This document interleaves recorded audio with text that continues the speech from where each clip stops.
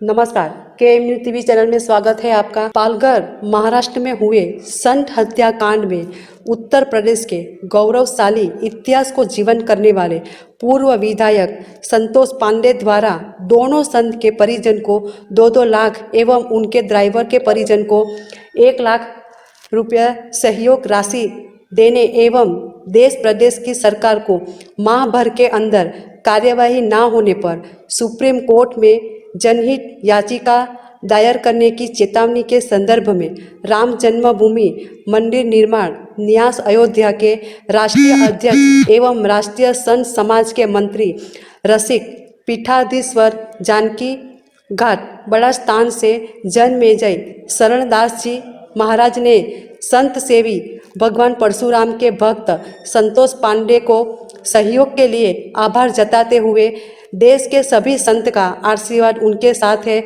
ऐसा आश्वस्त किया है। देखिए, आज यहाँ पर हम लोग बैठे हैं श्री जानकी घाट बड़ा स्थान रसिक पीठ के मूल आचार्य पीठ है। यहाँ से मैं एक संदेश देना चाहता हूँ। आज पूरे देश में अराजकता फैली हुई है, पूरे देश में आपदा विपदा कोरोना महामारी से जूझ रहा है पूरा संसार, पूरा देश नहीं अपितु पूरा विश्व कोरोना महामारी से जहाँ पर जूझ रहा है, उसी का लाभ लेकर कुछ राक्षस लोग जो रावण के वंशज हैं, वो महात्माओं को पहले खाया जाता था। निश्चर निकर सकल मुनि खाए, सुनि रघुवीर नयन जल छाए। राक्षस लोग पहले महात्माओं को खाते थे, अब पीट पीट करके मार डाल रहे हैं अथवा तलवारों से काट दे रहे हैं। इस बीच में जो दुखद घटना हुई है, महाराष्ट्र सरकार को मैं फिर से एक बार चेतावनी देना चाहता हूँ कि जहाँ पर हमारे अखाड़े के महात्मा कल्प वृक्ष गिरी और सुशील गिरी पालघर के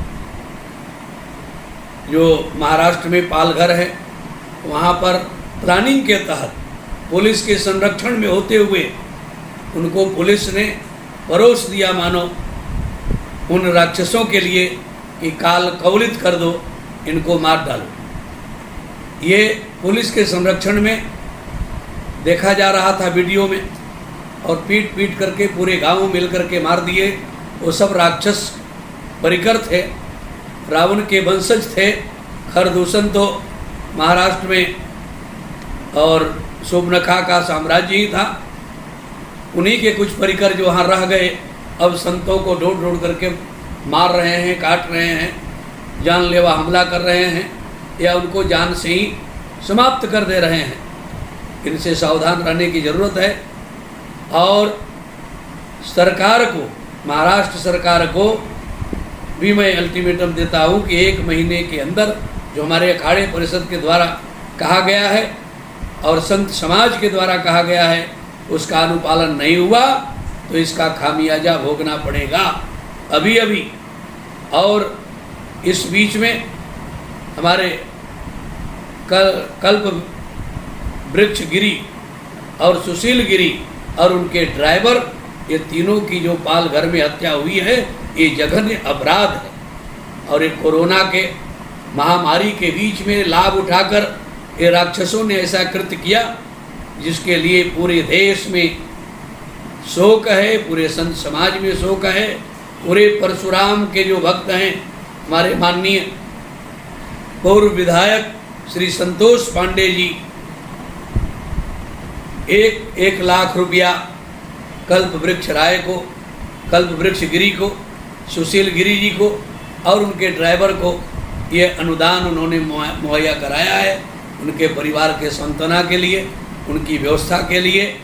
इसी बीच में वरिष्ठ समाज सेवी श्री रमेश चंद्र चतुर्वेदी जो ब्राह्मण कुलभूषण हैं, उनके सारे परिकरों के द्वारा भी पूरा जो है सजगता के साथ में उनको सहयोग दिया जा रहा है।